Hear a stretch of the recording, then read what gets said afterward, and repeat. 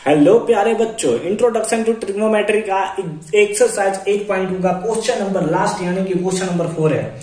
क्या है? Whether state whether the following, केवल वेदर लिख दिया मैं, ठीक है। State whether the following are true और फॉल्स। इसमें बताना है कि कौन सा ट्रू है कौन सा फॉल्स है। जस्टिफाई योर आंसर, और अपने आंसर को जस्टिफाई भी करना है। बड़ी कष्ट है।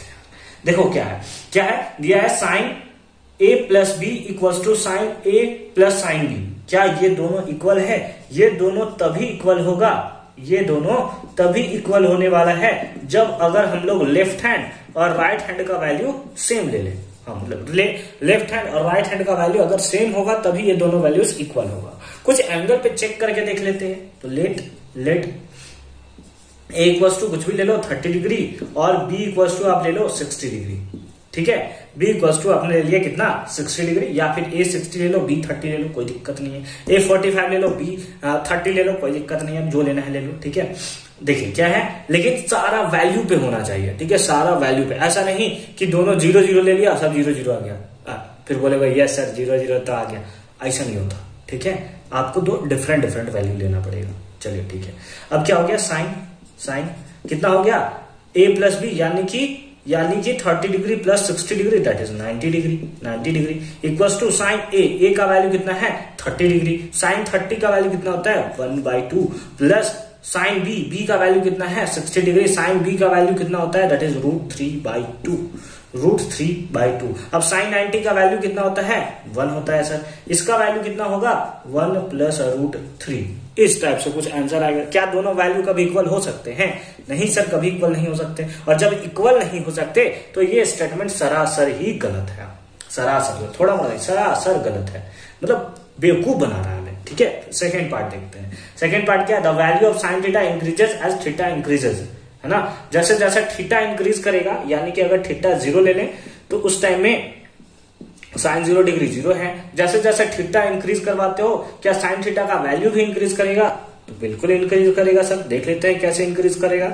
साइन 30 का वैल्यू कितना होता है 1/2 दैट इज 0.5। उसके बाद साइन 45 आता है। साइन 45 आता है तो वैल्यू होता है 1/√2 और 1/√2 का वैल्यू होता है 1.414। इसके अप्रॉक्स में आता है।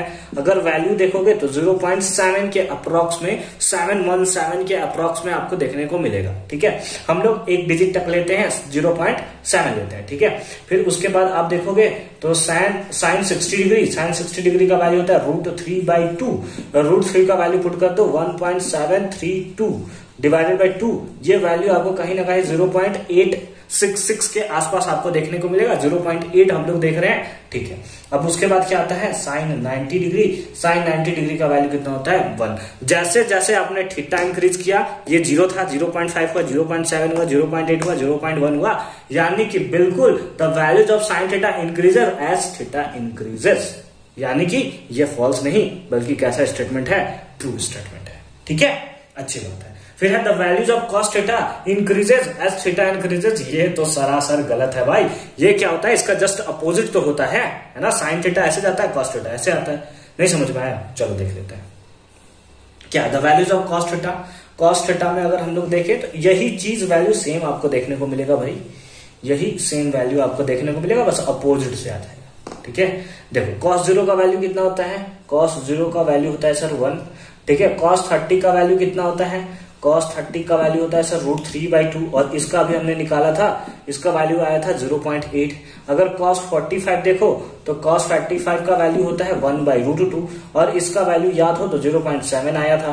फिर उसके बाद होता है cos 30 का वैल्यू कितना होता है सर, तो 1/2, ये होता है 0.5। और अगर cos 90 देखो तो cos 90 का वैल्यू कितना होता है दैट इज 0। तो आप देख रहे हो जैसे जैसे थीटा इंक्रीज कर रहा है वैसे cos थीटा डिक्रीज कर रहा है 1, 0.07, 0.50, ठीक है। यानी कि ये स्टेटमेंट क्या है, फॉल्स स्टेटमेंट है। थर्ड स्टेटमेंट क्या है, फॉल्स स्टेटमेंट। फिर अगर हमसे पूछ रहा है फोर्थ पार्ट पूछ रहा है, ठीक है, इसको मिटा देते हैं हम लोग, है ना। फोर्थ पार्ट है। फोर्थ पार्ट में क्या दिया हुआ है, that is sine theta equals to cos theta for all values of theta. सारे वैल्यूज ऑफ थीटा के लिए क्या साइन थीटा कॉस थीटा के इक्वल होगा? नहीं भाई, कभी इक्वल नहीं होने वाला है। अगर 30 ले लें, let theta equals to 30 degree, है ना। 30 डिग्री ले लें तो यहाँ पे हो जाएगा साइन 30, क्या ये इक्वल होना चाहिए cos 30 के, तब ना सारे वैल्यूज के लिए ये ट्रू स्टेटमेंट होगा। लेकिन चेक कर लेते हैं, साइन 30 का वैल्यू 1/2 होता है और रूट 30 का वैल्यू कितना होता है, दैट इज cos 30 का वैल्यू कितना होता है, दैट इज रूट 3/2। तो कहीं से भी ये आपको सही स्टेटमेंट लग रहा है? नहीं, ये जो हमारा फॉल्स स्टेटमेंट है, यानी कि ये भी स्टेटमेंट क्या है, दैट इज फॉल्स। नेक्स्ट और लास्ट हमारा क्वेश्चन है, that is question number 5, that is cot A is not defined for A equals to 0 degree. जैसे अगर आप cot A जो होता है वो डिफाइन नहीं होता है जब A का वैल्यू 0 डिग्री होता है, यानी कि अगर cot 0 डिग्री का वैल्यू आप देखोगे तो वो लिखता है नॉट डिफाइंड। इसको आपको जस्टिफाई करना है कि कैसे। तो अगर मैंने आपको बेसिक्स वीडियो इसका बता रखा है, जिसमें मैंने 8.2 के बेसिक वीडियो में बताया कि cot एक्चुअल में होता क्या है। ये जो cot थीटा होता है, ये होता है that is cos theta by sin theta. क्या होता है, cos theta by sin theta. और अगर आप एंगल A लेते हो, क्योंकि यहाँ पे एंगल A दिया हुआ है, तो ये क्या हो जाएगा, cot A जो होता है वो हो जाएगा cos A by sin A, cos A by sin A, ठीक है। फॉर एंगल कितना, थीटा के लिए, सॉरी A इक्वल्स टू कितना, 0 है, 0 डिग्री, है ना। तो लिखेंगे if theta equals to 0 degree, है ना। अगर थीटा का वैल्यू 0 डिग्री है तो ये क्या हो जाएगा, that is cos 0 degree divided by sin 0 degree. cos 0 का वैल्यू 1 होता है और sin 0 डिग्री का वैल्यू अनडिफाइंड होता है, यानी सॉरी sin 0 का वैल्यू 0 होता है, और 0 से किसी भी नंबर को हम लोग डिफाइन करें तो ये नॉट डिफाइंड होता है। और इस टाइप से आप जस्टिफाई दे सकते हो हर एक क्वेश्चन का। उम्मीद है कि ये क्वेश्चन नंबर 4 आपको बहुत अच्छे तरीके से समझ में आया होगा। मिलते हैं आपसे नेक्स्ट वीडियो में एक्सरसाइज 8.3 के इंट्रोडक्शन वीडियो के साथ। तब तक के लिए अच्छे से पढ़ाई करते रहिए, और अगर किसी टाइप का कंफ्यूजन है आपके माइंड में तो आप हमें कमेंट सेक्शन में जरूर बता सकते हो। मिलते हैं आपसे अगले वीडियो में।